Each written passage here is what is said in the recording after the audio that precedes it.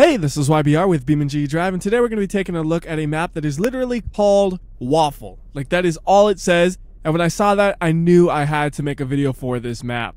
Now, this video won't be that long because all this is literally a road that has the texture of a waffle on it, and it's actually kind of interesting what that does to cars when you try to drive on it. For example, all cars are extremely easy to flip over on this, so if we just go like 30 miles per hour and steer hard to the right, we can flip the truck over.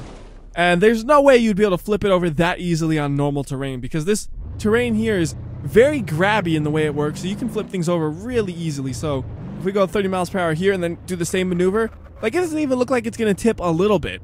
But we did that maneuver on the waffles and you saw it just roll right over. But here on the regular terrain, nothing. Even if we speed it up, it still doesn't threaten to tip that much.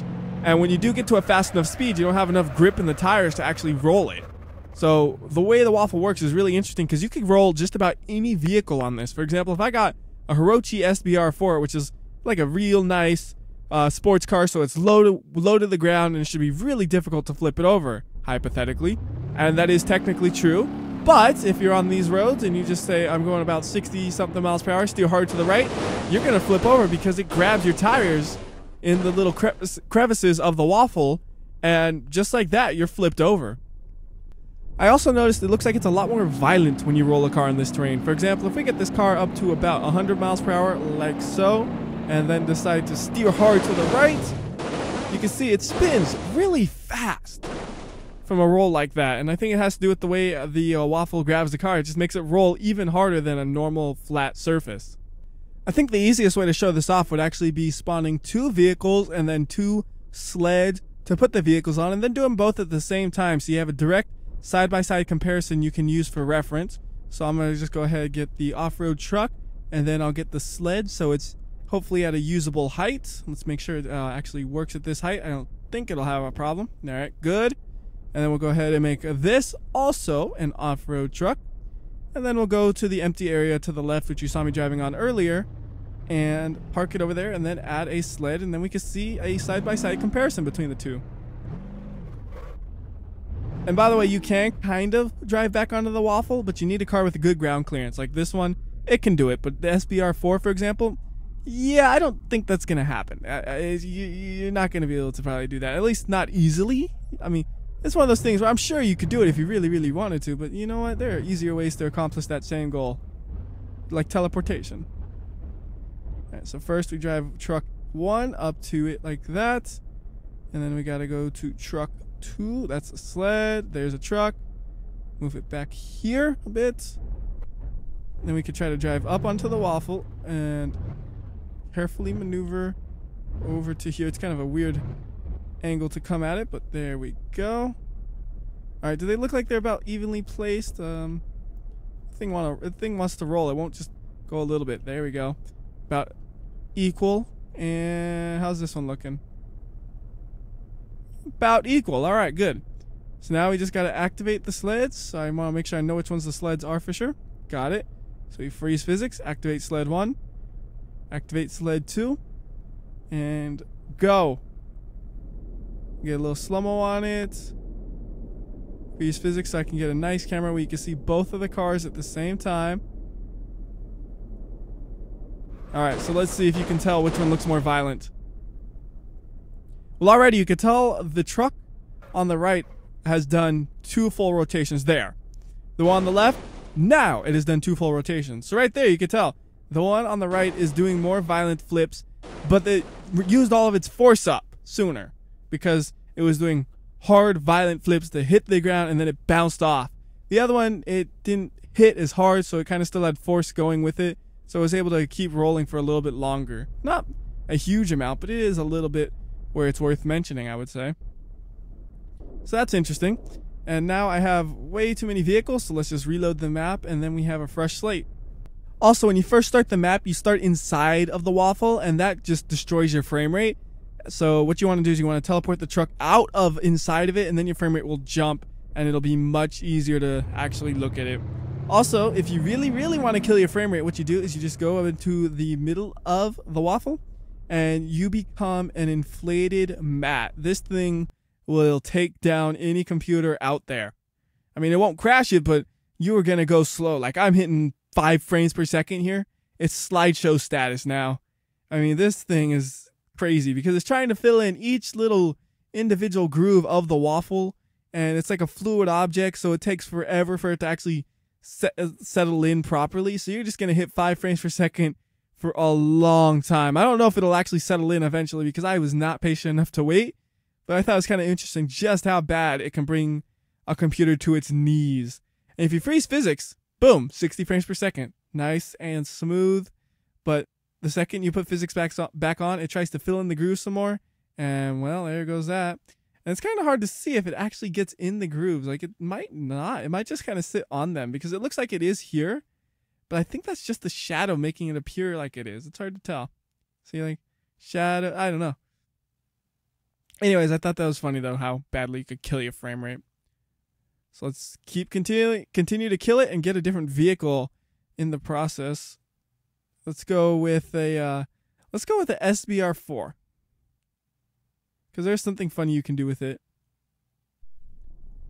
All right, and again, we're in the ground, so our frame rate is terrible. Get it outside, and it jumps a little bit. All right, well, there goes our bumper. Now, one thing that's funny I noticed about this car, if you go to a high speed and then parking brake it, it shreds the tires. Now, it doesn't do that for every vehicle, and I didn't test every vehicle, but, for example, the truck did not do that. The Bulleye didn't do that. I think it's just because this one has, like, really thin rubber band tires. When you hit that parking brake, the rear wheel locks up, and then somehow the Waffle just grabs the wheel and starts shredding it. I thought that was kind of funny. And then you're actually driving on that shredded bit, though. So you can see as each little piece hits the ground or hits the Waffle, it gives you the wildest looking ride you'll ever see. And I just thought it was funny that that happens. And it keeps breaking it more and more. Like I can go drive parking brake for what feels like a long time until it'll actually stop working. And thankfully, since this is all-wheel drive, it's really just the front of the car basically pulling it along.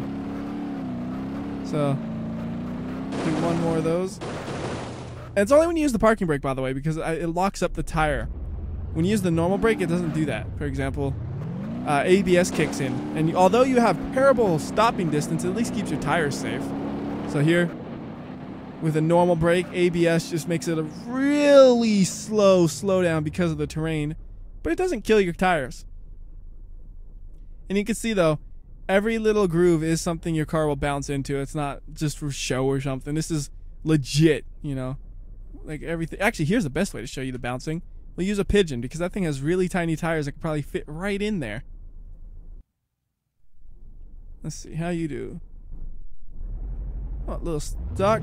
Come on. Oh, there you go. Oh, that's perfect. You can see just how the tires bounce right into those grooves. And this thing, like, it's funny. The slower you go, the rougher it is. I wonder if I put it to manual and then leave it in first gear. Perfect. So I don't have to do anything, and you can just see ba bump, ba bump, ba bump. And then if I gun it. What the? I said gun it. Fine. Clutch drop. There we go. I couldn't get any momentum just hitting the gas pedal. But if you gun it, it's still kind of rough, but it looks smoother than when you were going slow. And then even 10 miles per hour, or I mean 18 miles per hour, you can pretty much flip this. It almost does. You need maybe like 25. I mean, the Pigeon's already pretty unstable, but this makes it even easier to flip it probably. Although, I didn't expect it to flip like that. That was funny. She's like, I'm going to do a no stand. Pigeon, no. No, you don't do no stand. You do normal stand. Whatever, Pigeon, you're crazy. We could also try to do the Gravel T-Series on this. Now, this one, interestingly enough, it's actually hard to flip it. Even if I have the cement mixer, it seems like I couldn't really get it to flip much. It still flips more than the normal version, but I figured, you know, I could probably flip this thing at like 15 miles per hour or something, but that's not the case. Like, if I do it at 15, it still holds on. You need to go about, like, I think 20 or 25 before it'll flip over, which is still really slow, but I thought it'd be even worse. So there we go, just a little bit over 20, and it flips over. Like I said, I just thought it'd be worse, because it's so unstable already. It's not terrible. Okay, it's terrible, but It's to be expected that it's terrible. I don't know. Guess we could also do the bull light here because it's funny watching the bull light flip. It's actually a good car to roll because it's got that nice wedge shape to it. And you'll notice this car has the fatter tires too, so if I hit the parking brake on it, it doesn't shred them. Like I had the parking brake on right there and that would normally shred it on the other car. Nope, not the bull light. So then just like that. That is what I'm talking about. That is a violent roll. Like it looks like you just attach it to a drill motor and start spinning it. It is unnaturally fast. I wonder if I wonder how many G's that would have been, because that looked brutal. I don't know if I could duplicate it again, so I'm not even gonna bother pulling up the G counter. But I want to see if I do it again, what's it look like? So I'm curious if I will duplicate it or not. It might depend like which car I use and how it rolls. Ah, no, I can't get it to happen. But I did get a lot of damage because it stopped it. You saw when it hit the waffles, it didn't really just keep bouncing forward. It just stopped and then got crunched because of the way it hit it. It just got into the waffle instead of on top of it. It's really interesting the way this stuff works. Like every crash is a little bit different and not quite what you would have expected and what you saw last time, it seems like. So here we go this time, and then it's kind of rolling upwards. I mean, not upwards. You know what I mean? Not spinning, but the other rotation. I don't know. I mean, that pretty much covers all I wanted to do here. I just wanted to kind of show that to you. And I think that'll be it. So, till next time, this is WhyBeAre. I'll see ya.